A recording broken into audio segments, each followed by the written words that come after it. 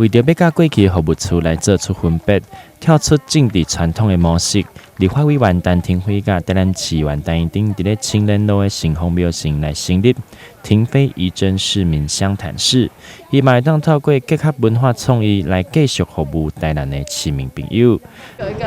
服务的据点，有一个不一样的据点哦。那其实也寻寻觅觅了很久，那终于在我们自己生长的地方党菜前边啊，有一个小巧可爱的点呢，所以我们就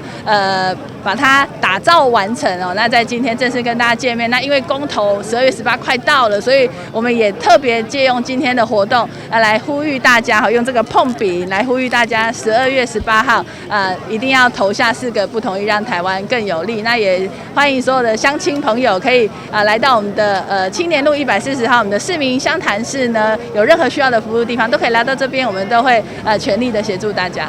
这摆服务处的扛棒特别邀请到各部级的老师严正发来替立委甲议员来绘制扛棒，并透过缩时列印的方式来记录一笔一枚的创作过程。另外，伫现场阁有发送应有4个不同意台湾更有利的碰饼，来甲民众宣传伫咧12月18号一定要行出来公投，用咱的票来守护台湾。那大家要知道说，碰饼在台南是很好的伴手礼，它代表的是祝福。那我们希望说可以祝福我们这一次12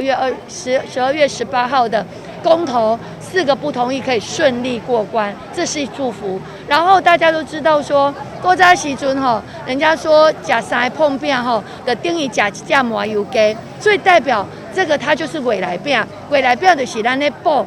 补。标示我们希望大家集气为台湾来补一补，让我们能够让台湾的力量更充足吼。所以咱希望借着大家力量，甲咱台湾补一下。要安怎补？就是用咱市长无同意的公投票来甲台湾补一下，让台湾更靠未来，让台湾有未来、有竞争力。那我相信我们的下一代才能在这块土地好卡去。